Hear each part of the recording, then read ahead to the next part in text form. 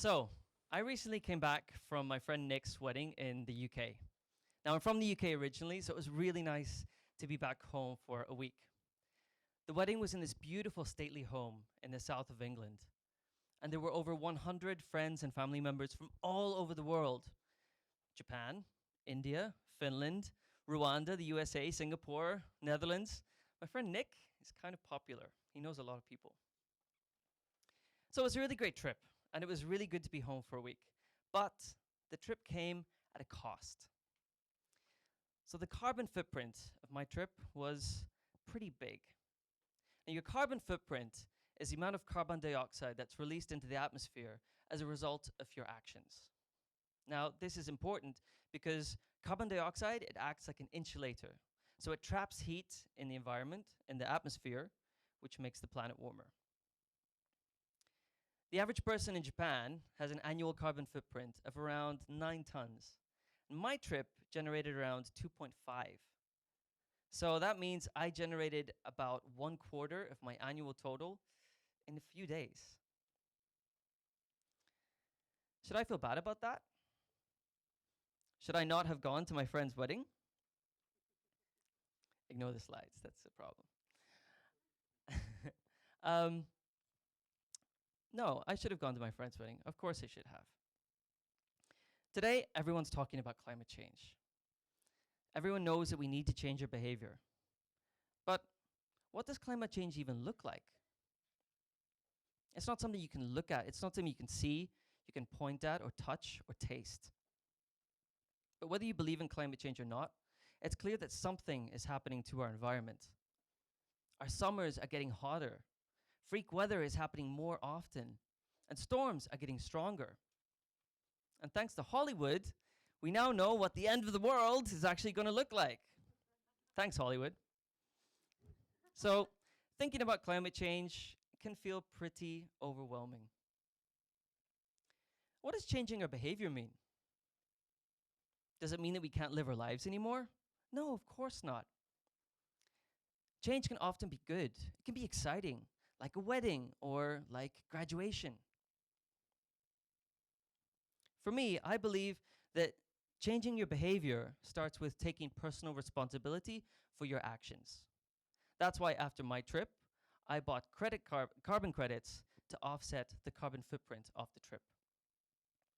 I believe that changing our behavior is about deciding to have a positive impact rather than a negative one.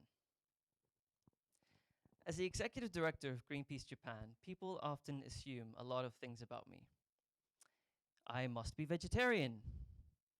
I don't wear leather. I eat a lot of tofu.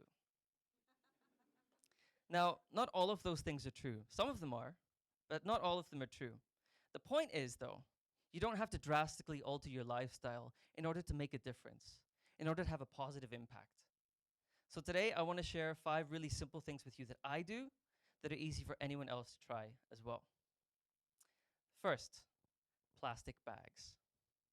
Now, I'm sure all of us have been amazed by how you can walk into a convenience store, you can buy 3 things, and you can walk out of the convenience store with 3 things in 4 bags. Right? 1 bag for each thing, and then a big bag to put the other bags inside. It's insane, but it's also incredibly wasteful and bad for the environment. So it's time for us to stop using plastic bags and start carrying our own bags with us. Speaking of plastics, we all have to brush our teeth, right? You, sir, how old are you? 30, really? You don't look a day over 21. So, assuming he is 30, then that means in his lifetime, he's probably used around 70 toothbrushes already. So if you live to 75, then that means you'll have used around 180, maybe 200 if you really care about dental hygiene. So that's a lot of plastic ending up in landfill sites, incinerators, or worse yet, in our oceans. But did you know, today you can get really cool toothbrushes that are made from bamboo, which is 100% biodegradable. So Thanks for being such a good sport. And here's your own bamboo toothbrush. Enjoy.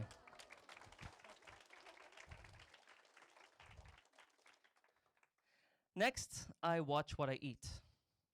Or maybe not enough. I'm not sure. Um, but tonkatsu is delicious. But the meat industry worldwide contributes to somewhere between 14 and 18% of all global greenhouse gas emissions. So I try to eat meat in moderation. And that's something we can all do, right? And when I do eat meat, I try to choose meat which is produced locally so that it has a lower carbon footprint. Next, and I don't want to freak you out here, but I simply don't buy stuff. Well, unless it sparks joy.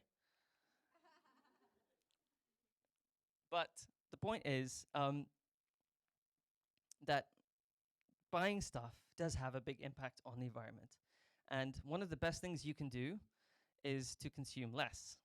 So that means a little bit less of this and more of this. So those are some of the things that I do. But let's be honest. We're not going to save the planet just by using less plastic bags or by eating less meat or by buying our clothes from secondhand stores. And it's unfair to imply that it's all up to us as individuals. The problem is much bigger than that. We need change on a fundamental level. But once we have greater awareness in our lives about the choices that we make, then we can start to expect more, demand more of the big corporations that have a greater responsibility for creating change. So, stop using plastic bags? Yes. And talk to your favorite store. Ask them to stop providing them as well. Eat less meat? Yes. And talk to the cafeteria in your university campus, in your company, in your kids' school. Ask them to put more vegetarian options on the menu. We need to do all of these things, and fast. Scientists estimate that we have just 10 years left before the point of no return. Just 10. We're screwed, right? It's easy to feel overwhelmed, like I said earlier. Climate change can feel like a scary thing.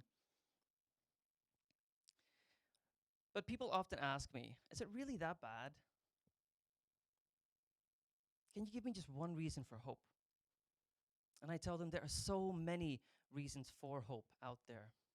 All around the world, people are waking up to the existential challenge of climate change, and they are taking heroic, inspiring action. This is Felix from Germany. Felix is on track to plant 1 trillion trees through a project which he started when he was just 9 years old. This is Greta from Sweden. Greta started the school strike for climate movement. She has inspired students and young people all around the world to start demanding more action from their governments on climate change. And this is Hiroto. Hiroto's a regular university student here in Tokyo. He was so inspired by Greta that he decided he wanted to bring the school strike for climate movement to Japan. So thanks in part to his efforts, now the voices of young Japanese are being included in the global conversation around climate change. I have so much respect for him, and I'm really glad that he's able to join us today. And here's another hero waiting in the wings. You. You.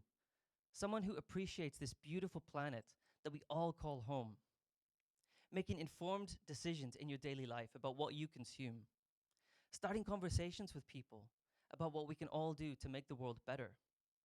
Going to vote because you realize your voice is important. You, instead of being a climate changer, choosing to become a climate nourisher. Now, I'd be lying to you if I said that what lies before us is going to be easy, because it's not. Organizations like mine are working very hard to challenge governments and industries to change direction and to start healing the planet instead of harming it. But imagine the impact that we could have if collectively we decided enough is enough, that it's time to change. What an amazing revolution that could be. Change is powerful, and it is so possible if we want it. It can start right here, right now, with a very simple promise. You don't need a degree in environmental science. You don't need to be an expert in climate change in order to make a difference. Promise to embrace change for a very simple reason. Because life is beautiful and it's worth protecting. Thank you.